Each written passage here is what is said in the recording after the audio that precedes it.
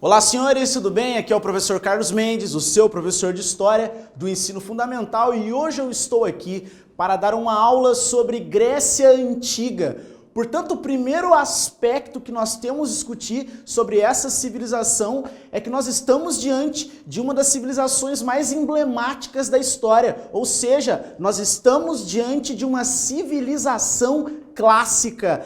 Diante disso, senhores, eu gostaria que vocês percebessem que é impossível pensar o mundo no qual nós estamos inseridos sem levar em consideração o legado deixado por essa civilização. Afinal de contas, os gregos eles são os pais da medicina, os gregos são os pais da estética, os pais da filosofia, os pais da política, os pais da democracia, ou seja, uma série de conceitos que nós nos utilizamos hoje nasceram no mundo grego. Então é muito difícil tentar traçar uma história da civilização ocidental sem primeiro traçar uma história da civilização grega. Muito bem, o primeiro aspecto que eu vou colocar aqui para vocês é justamente o fato de que nós estamos diante de uma civilização clássica, ou seja, se nós estamos diante de uma civilização clássica, nós estamos diante da civilização que lançou as bases para a construção do mundo ocidental. Então esse é o próximo tópico que eu vou colocar aqui para vocês. Lançou as bases para a construção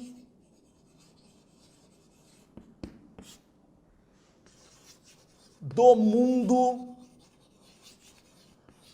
ocidental. Muito bem. O primeiro aspecto já foi apresentado no quadro para vocês. Agora nós precisamos avançar e discutir um segundo aspecto que está associado a algumas noções gerais acerca da história da civilização grega. Portanto, gostaria que vocês me acompanhassem. Vou apresentar aqui para vocês o tópico 2. Noções gerais. Muito bem, pessoal. Então, quando a gente pensa em algumas noções gerais sobre a história da civilização grega, o primeiro aspecto que tem que ser discutido, sem dúvida nenhuma, é o aspecto geográfico. Então, vou colocar aqui para vocês a geografia. O aluno ele tem que se situar geograficamente, ele tem que ter uma noção básica de onde a civilização grega se localizou geograficamente. Nós precisamos ter o entendimento que a civilização grega atual, ou melhor, que a Grécia atual é muito distinta da Grécia nos tempos da antiguidade. A Grécia antiga, ela abrangia um território muito mais extenso. O mundo grego, na antiguidade, obviamente, era muito mais extenso em dimensão territorial do que o mundo grego, do que a Grécia atual. Então eu vou colocar aqui para vocês algumas características do aspecto geográfico da Grécia na antiguidade. Nós podemos dizer que a Grécia, na antiguidade, abrangia as seguintes regiões. Primeiramente, a Península Balcânica. Tá? Então, aliás, é o berço da civilização grega. A região da Península Balcânica, a região dos Balcãs. No entanto, a região dos Balcãs, ou melhor, a Grécia, não se restringe à região balcânica. Além da região balcânica, nós precisamos lembrar das ilhas do mar Egeu. Muito bem. Península Balcânica, ilhas do mar Egeu, Ásia Menor, que é a parte mais ocidental do continente asiático, por isso a expressão Ásia Menor, e o sul da Península Itálica. Então veja bem, senhores,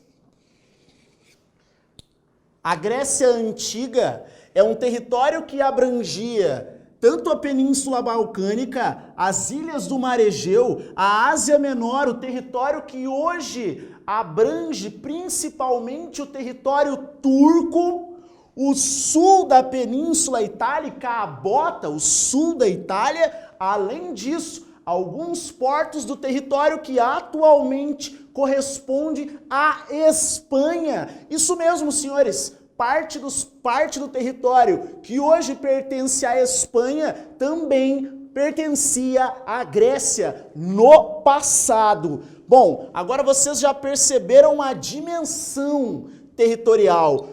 Outros aspectos precisam ser discutidos. Por exemplo, quando você pensa na Península Balcânica, nós estamos diante da Grécia continental. Quando a gente pensa nas ilhas do Mar Egeu, nós estamos diante da Grécia insular. Quando o assunto é Ásia Menor, Grécia asiática.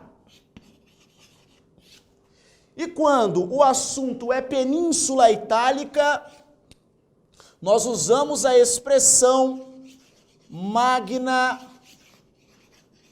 Grécia. Muito bem, senhores. Olha só, eu gosto sempre de ressaltar para o aluno do ensino fundamental essa expressão aqui, Magna Grécia. Magna é sinônimo de grandeza. De repente o aluno observa uma expressão como essa em algum manual didático, ele vai sugerir que a Magna Grécia representa todo o mundo grego em sua extensão. Isso é um erro, tá ok? Magna Grécia representa apenas a porção do sul da Península Itálica, que outrora pertencia à Grécia Antiga. Muito bem, senhores. Vamos a um segundo aspecto. Depois de ter discutido geografia, gostaria que vocês me acompanhassem, por gentileza. Vamos discutir agora um segundo aspecto que diz respeito à organização política. Muito bem.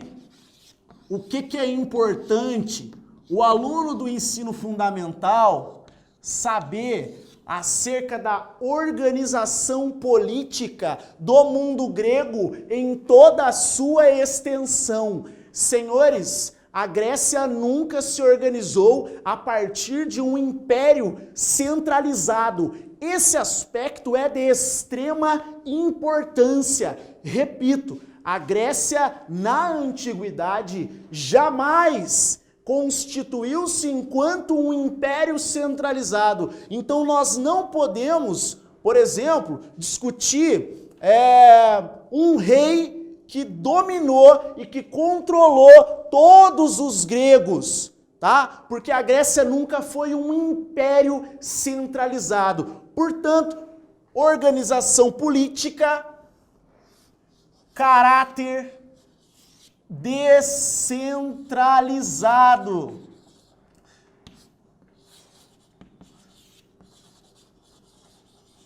Muito bem. Descentralização. E quando a gente pensa em descentralização política, nós temos que automaticamente lembrar do conceito de cidade-estado. Ora, senhores, afinal de contas, o que é uma cidade-estado? É uma cidade independente. Independente.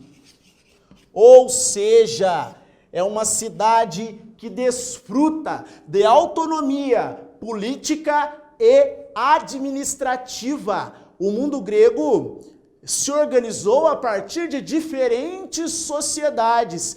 Cada cidade possuía um governo próprio, um governo autônomo. Por isso essas cidades eram ao mesmo tempo um estado. Outra expressão que é muito comum a gente encontrar quando o assunto for cidades-estados na Grécia Antiga. O conceito é polis ou poleis. Professor, polis ou poleis. O que isso significa? Polis é sinônimo de cidade-estado. Polis está no singular. Portanto, poleis representa o seu plural.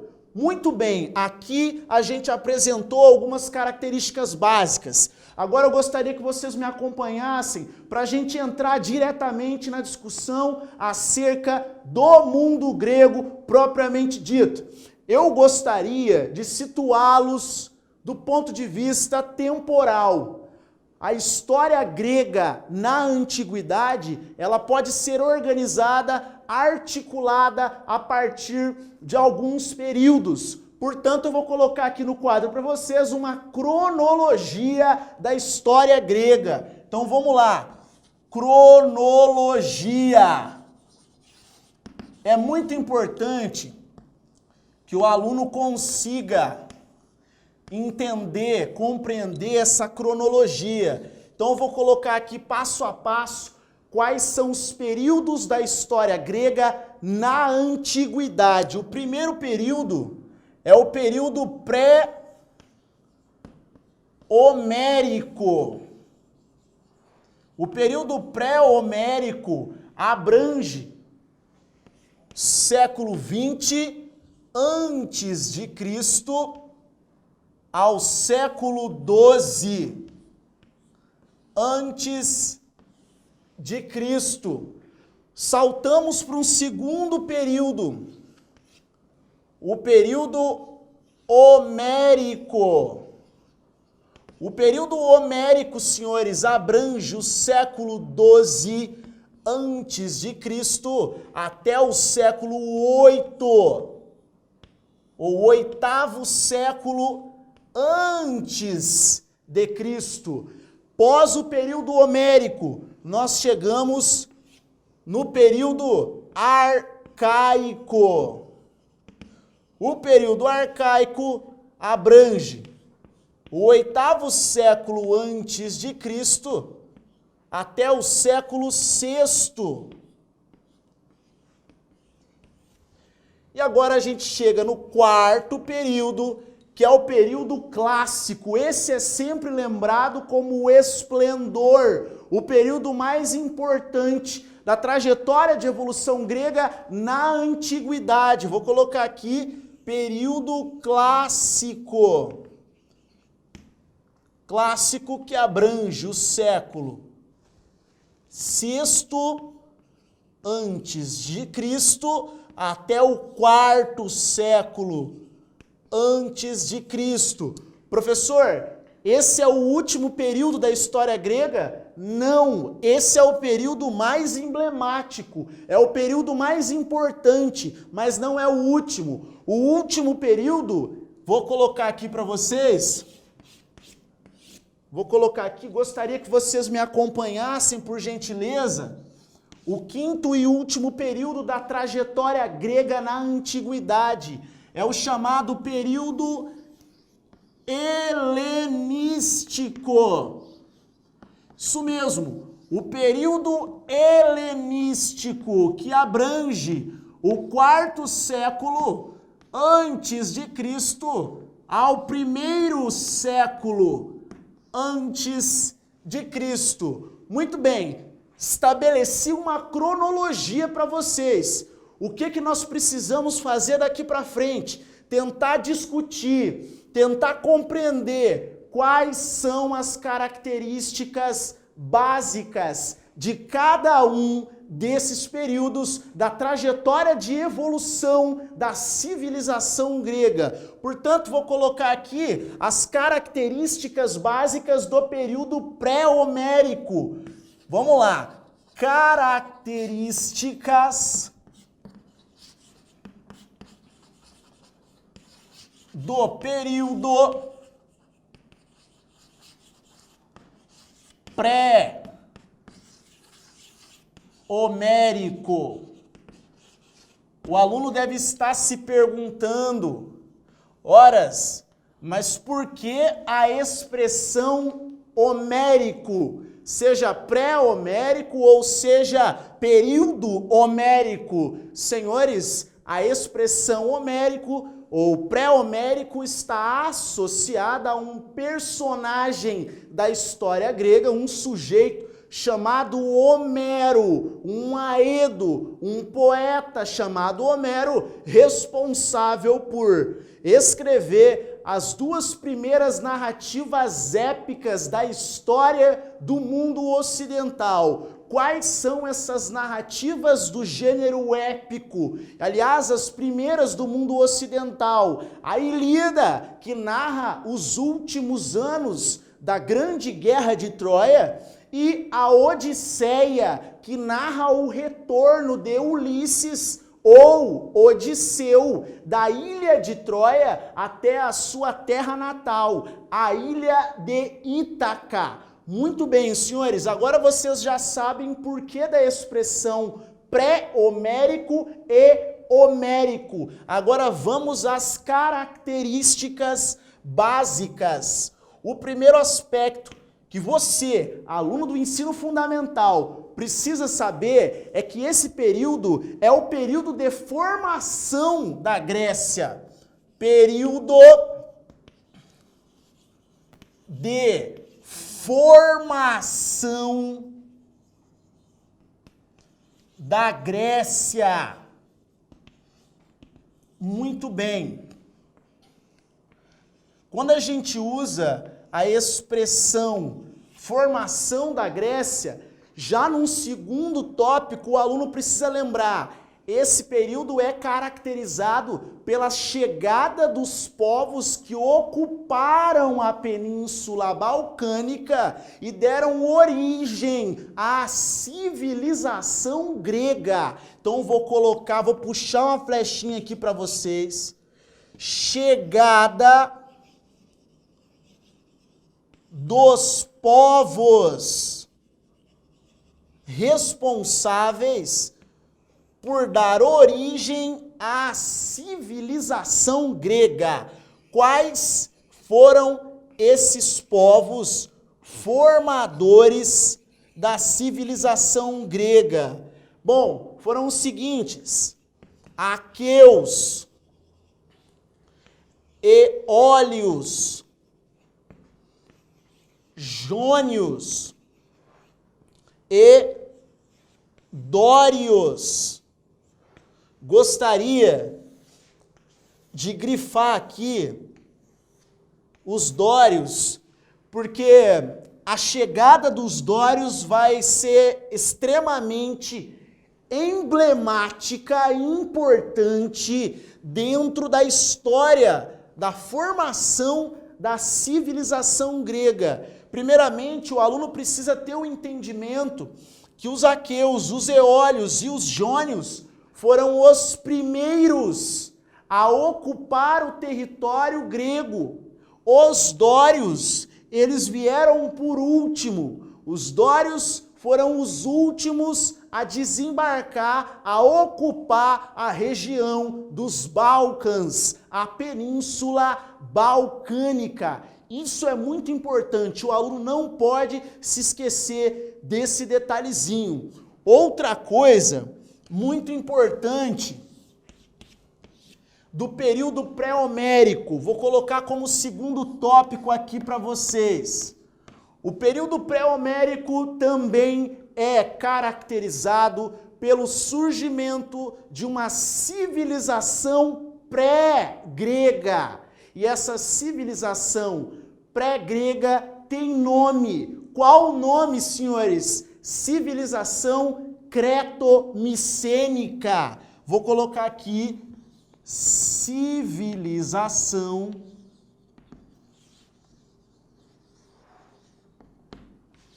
creto-micênica.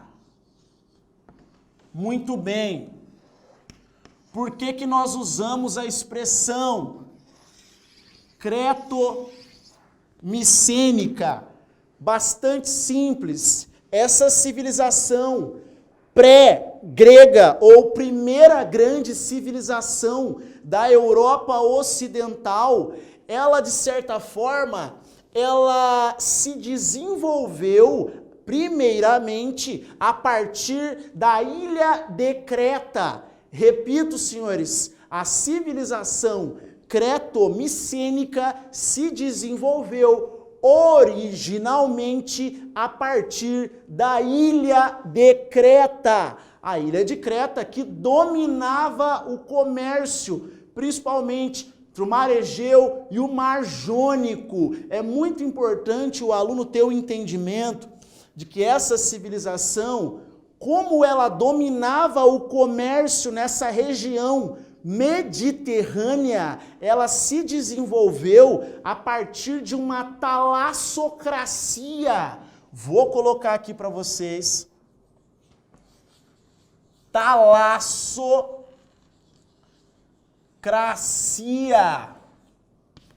De repente o aluno encontra uma palavra como essa e fica um pouco perdido. Afinal de contas, o que significa talassocracia? Nós estamos diante de uma forma de governo. Como assim, professor, uma forma de governo? Eu disse a vocês anteriormente que a civilização creto-micênica, ela se desenvolve a partir de um intenso comércio marítimo. Isso mesmo, um intenso comércio marítimo. Quando nós estamos diante de um governo que se estrutura a partir do comércio marítimo, nós estamos diante de uma talassocracia.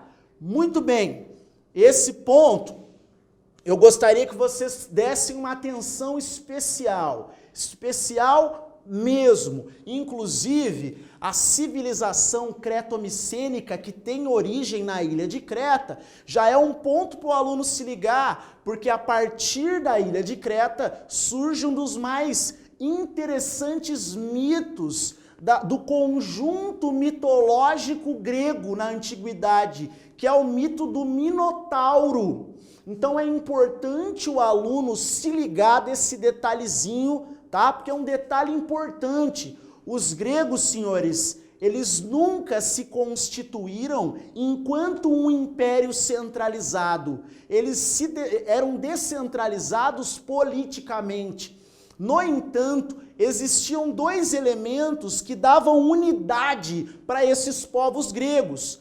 Quais eram esses elementos? O primeiro deles, a mitologia. A mitologia era um aspecto que dava a unidade cultural para os povos gregos. Outro segundo aspecto, o idioma. O idioma também era outro elemento fundamental. Por quê? O sujeito ele vivia em Mileto, na Ásia Menor. O sujeito vivia em Atenas, na região balcânica. Ou o sujeito vivia em Crotona, no sul da Península Itálica. O que era comum a todos esses sujeitos? O idioma. Eles falavam o mesmo idioma, que era o idioma grego. Muito bem. Para fechar, civilização creto-micênica e o período pré-homérico, eu já gostaria de colocar um aspecto fundamental. Observação. A chegada dos dórios.